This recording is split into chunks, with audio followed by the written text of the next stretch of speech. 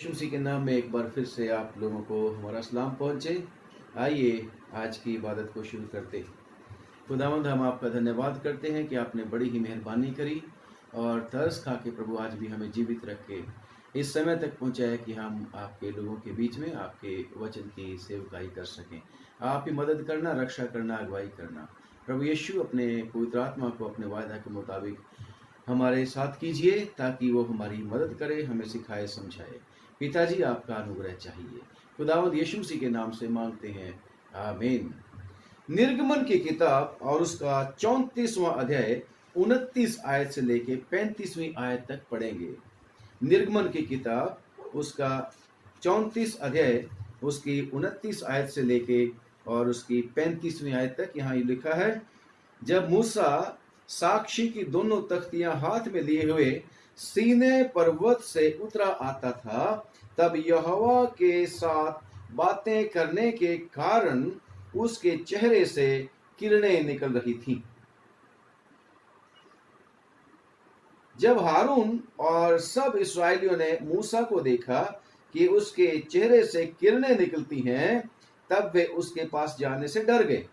तब मूसा ने उनको बुलाया और हारून मंडली के सारे प्रधानों समेत उसके पास आया और मूसा उनसे बातें करने लगा।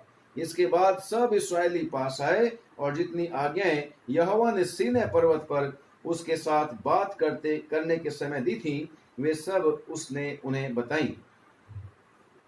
जब तक मूसा उनसे बात ना कर चुका तब तक अपने मुंह पर ओढ़ना डाले रहा। और जब जब मूसा भीतर यहोवा से बातें करने को उसके सामने जाता, तब तब वह ओढ़नी को निकलते समय तक उतारे हुए रहता था कि बाहर आकर जो जो आज्ञा उसे मिलती रहे इस्राएलियों से कह देता था। सो इस्राएली मूसा का चेहरा देखते थे कि उससे किरणें निकलती हैं, और जब तक वह यहोवा से बात करने को भीतर ना जाता तब तक वह उस ओढ़नी को डाले रहता था। आइए, सचमुच में परमेश्वर ने हमारे ऊपर कितनी मेहरबानी की है कि उसने हमेशा हमारे साथ रहने का वायदा किया है। परमेश्वर के वचन में जो हमने अभी पढ़ा है और सुना है कि परमेश्वर की प्रेजेंस की वजह से, परमेश्वर से बातें करने की वजह से मूसा के ऊपर वो नूर आ जाता था। वो चेहरे के ऊपर जो महिमा होती थी उसकी, और किरणें, यहाँ लिखा हुआ है कि उसके चेहरे से निकलने शुरू हो जाती थी जब वो यहोवा से बातें करने के बाद निकलता था। और खुदा का शुक्र करते हैं कि परमेश्वर उसको शक्ति दिया करता था। और आज का जो हम वचन पढ़ रहे हैं ये उसके रेफरेंस में है कि जब मूसा वो तख्तियां जिनके ऊपर वाचा की बातें लिखी थी, 10 आज्ञाएं लिखी थी, वो लेके परमेश्वर के पास से लोगों तक पहुंचता था। और वहां पर जब वो तख्तियां लेने के लिए गया था, वाचा की तख्तियां परमेश्वर के पास से, तो बाइबल के बीच में लिखा है कि मूसा 40 दिन और 40 रात परमेश्वर की प्रेजेंस में रहा, परमेश्वर की हजूरी में रहा, और ना तो उसने कुछ खाया और ना ही कुछ पिया, क्योंकि परमेश्वर की प्रेजेंस से उसको उसकी सारी की सारी जरूरतें पूरी होती थी। और परमेश्वर का वो वचन पूरा होता था कि मनुष्य केवल रोटी ही से नहीं बल्कि हर एक वचन से जो परमेश्वर के मुंह से निकलता है जीवित रहेगा। और खुदा का शुक्र करते हैं कि मोसेस की जो फिजिकल नीड्स थी उसकी स्पिरिचुअल सप्लाई से पूरी होती थी, यानी कि परमेश्वर की प्रेजेंस से उसको कमियां घटियां नहीं रह जाती थी। मेरे को इसी बात पे याद आता है एलिया की, कि एलिया को परमेश्वर ने जब जगाया सोए हुए को, जब वो भागा जाता था इजेबेल के डर से, तो परमेश्वर ने उसको जगाया और कहा कि रोटी खा और पानी पी क्योंकि तुझे बहुत लंबा सफर करना है। और एलिया ने, जब आप वृतांत पढ़ोगे सारा का सारा, तो उसमें लिखा है कि एलिया वो एक रोटी खाने के बाद, एक समय रोटी खाने के बाद 40 दिन और 40 रात चलता रहा था। परमेश्वर की प्रेजेंस से उसकी जरूरतों की पूर्ति हुई थी। और यहाँ पर भी हम देखते हैं कि परमेश्वर की प्रेजेंस की वजह से, परमेश्वर के साथ बातें करने की वजह से, खास तौर से यहाँ पर लिखा है, तब यहोवा के साथ बातें करने के कारण उसके चेहरे से किरणें निकल रही थी। और मोजिस को नहीं पता था, परंतु लोगों को दिखता था, लोगों को समझ में आती थी कि इसके चेहरे से किरणें निकल रही हैं। लोग, खास तौर से उसका भाई हारून, जो उसका बड़ा भाई था और जो उसके बड़े नजदीक रहते थे लोग, यानी कि पुरनिये, याजक लोग और मूसा के नजदीक रहने वाले लोग, उन लोगों को पता था कि मूसा जब परमेश्वर के पास से आता है तो एक फर्क ही व्यक्ति बन जाता है, दूसरी तरह का व्यक्ति बन जाता है। और उन्होंने फिर उसको बताया था कि मूसा, तू अपने चेहरे को ढांप ले, क्योंकि तेरे चेहरे से किरणें निकल रही हैं और हमें तेरे से डर लगता है, हमें तेरे पास आने से डर लगता है। और लिखा है परमेश्वर के वचन में कि मूसा ने जब उनसे बातें करी, हारून से और बाकी लोगों से, और उनको अपने पास बुलाया, तब ही वो उसके पास आए, नहीं तो उसके पास आने से डरते थे, क्योंकि परमेश्वर की वो महिमा ऐसी थी उसके ऊपर, ऐसी प्रकट, ऐसी ट्रांसफॉर्मेशन हो जाती थी उसके जीवन में परमेश्वर से बातें करने के बाद, कि उसके जो रोज रोज उससे मिलते थे वो भी उसके पास आने से भयभीत होते थे। कि क्यों भयभीत होते थे ये तो मुझे भी नहीं समझ में आ रहा, परंतु इतना पता है कि जब परमेश्वर की नजदीकी में हम जाते हैं तो आम लोगों के ऊपर उसका प्रभाव पड़ता है। परमेश्वर के वचन में जैसे पढ़ते हैं हम एक्ट्स ऑफ द अपोस्टल्स, प्रेरितों के काम में पढ़ते हैं, उसके 5 बाब की 13 आयत में भी, और प्रेरितों के काम 2 बाब की 43वें आयत में भी, कि वो जो चेले थे, वो जो लोग प्रभु यीशु मसीह के ऊपर विश्वास लाए थे, वो इकट्ठे रहते थे और दुआ मांगने में समय गुजारते रहते थे अपना।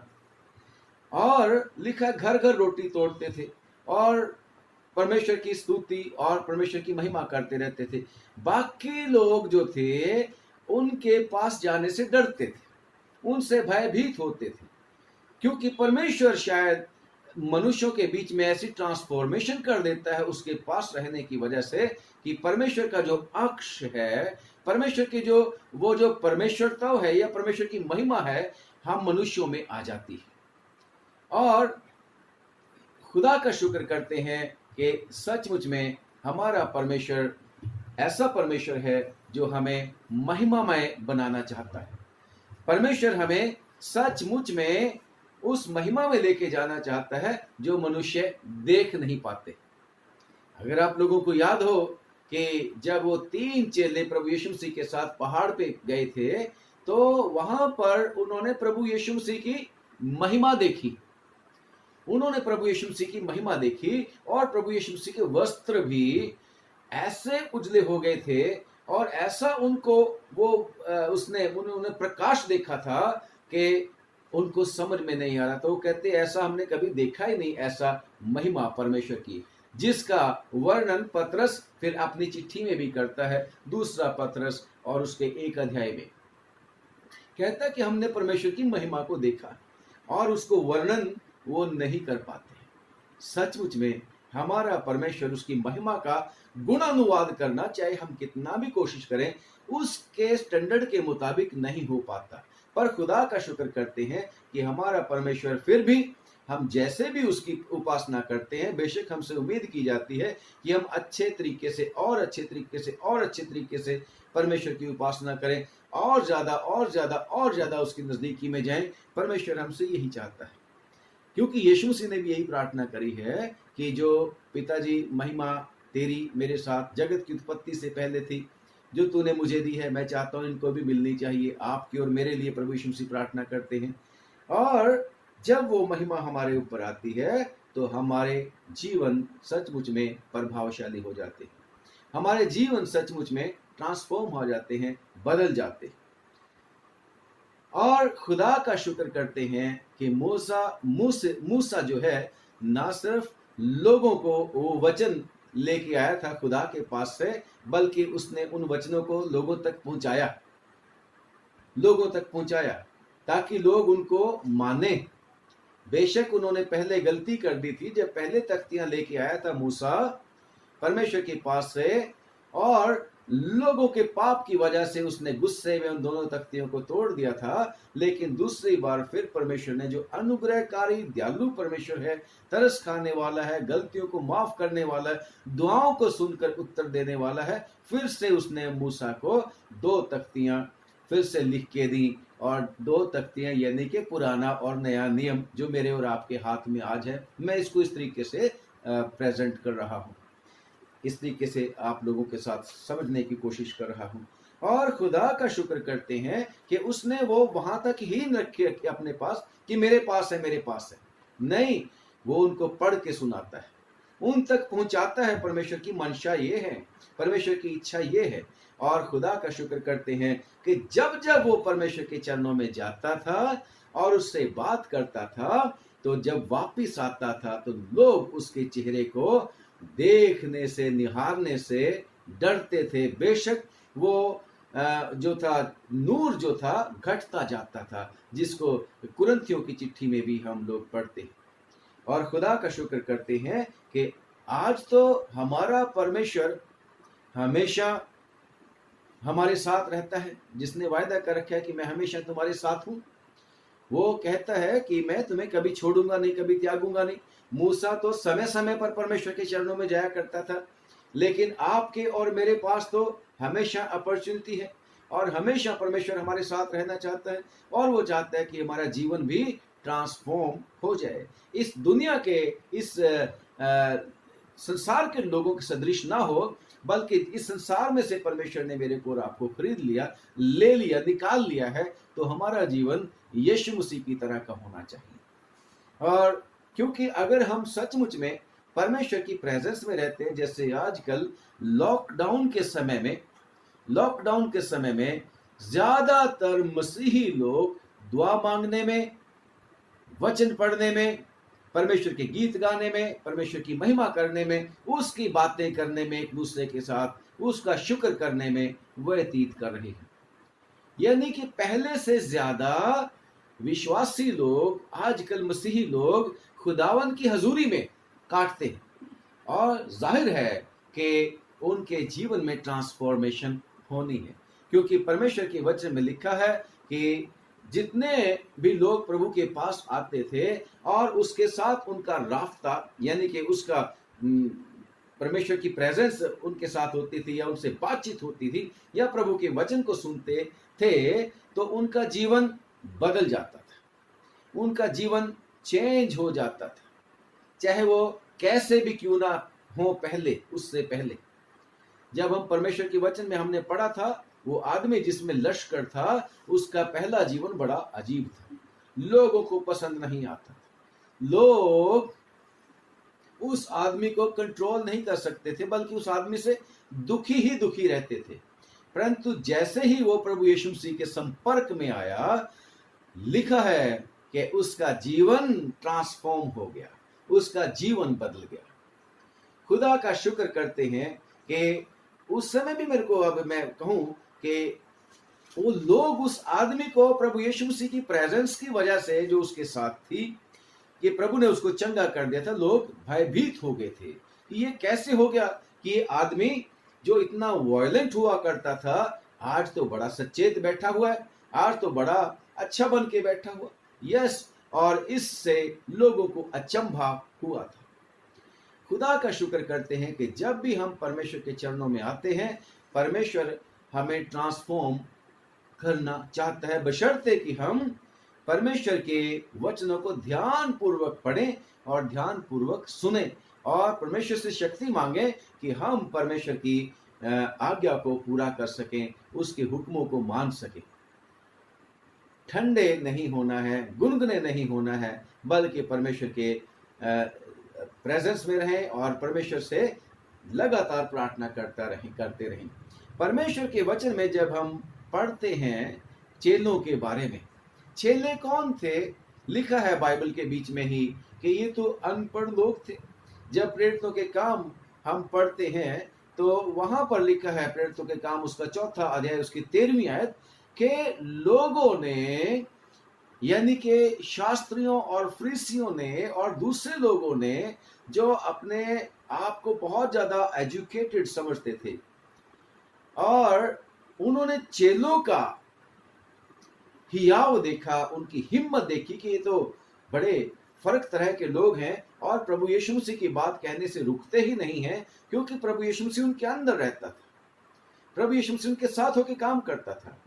तो उन्होंने फिर देखा कि ये अनपढ़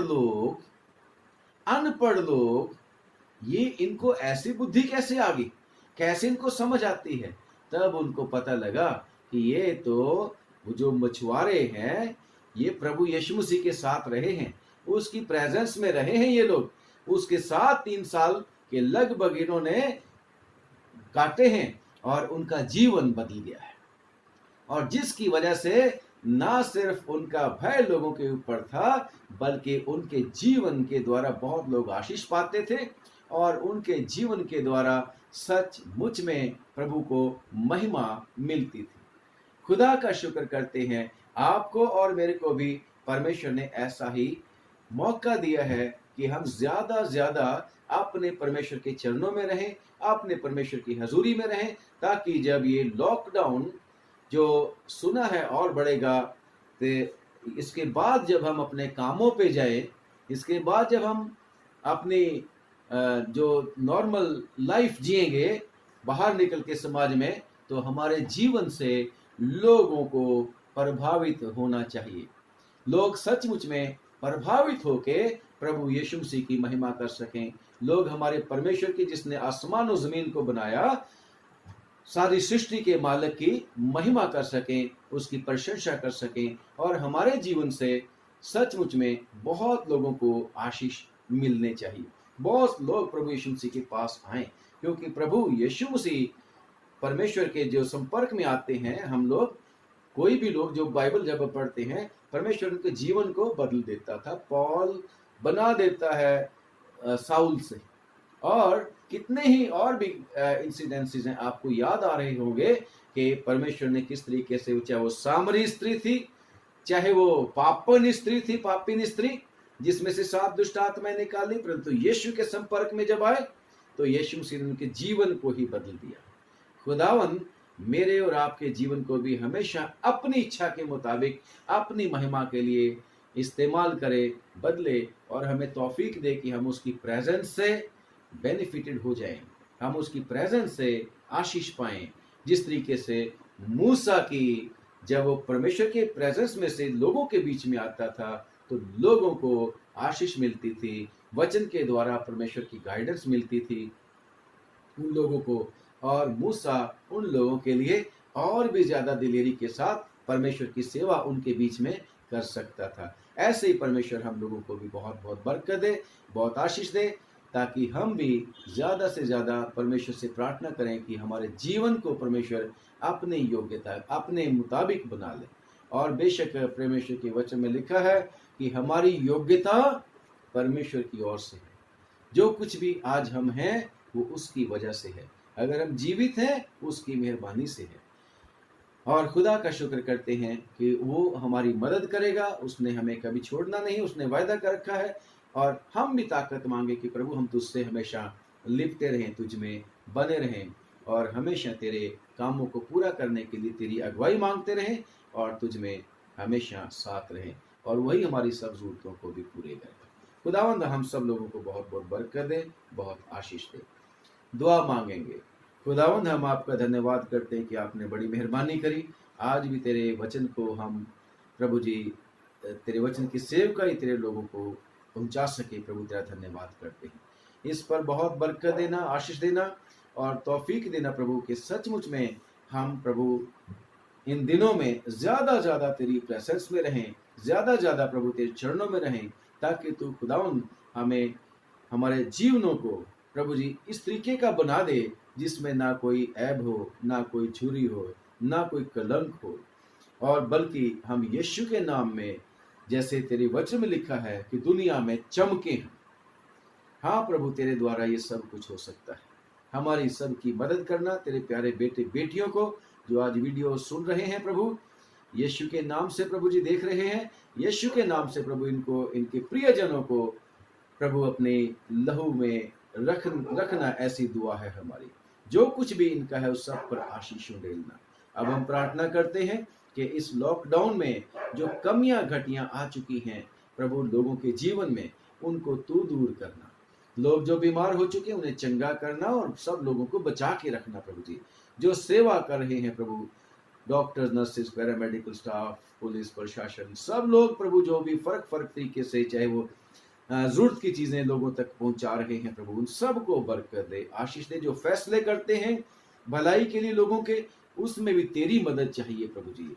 और कोई भी मनुष्य प्रभु तेरी इच्छा के खिलाफ ना काम करे, बल्कि सब लोग तेरे ऊपर भरोसा रखें, विश्वास लाएं और बच जाए। प्रभु हम प्रार्थना करते हैं, इस बीमारी का प्रभु जी, इस कोरोना वायरस का इलाज तू ही बता सकता है, तेरे द्वारा सब कुछ हो सकता है। फिर भी हमारी नहीं बल्कि तेरी मर्जी पूरी हो, परंतु हम तो आपका अनुग्रह मांगते हैं, तेरा अनुग्रह बना रहे। आपने सब लोगों को आशीष दे, प्रभु यीशु के नाम से मांगते हैं, आमीन। एक बार फिर से आप सब लोगों को जय मसीह की, और रिक्वेस्ट है कि हमें भी दुआ में याद रखना। खुदावंद आप लोगों के साथ हो, आमीन।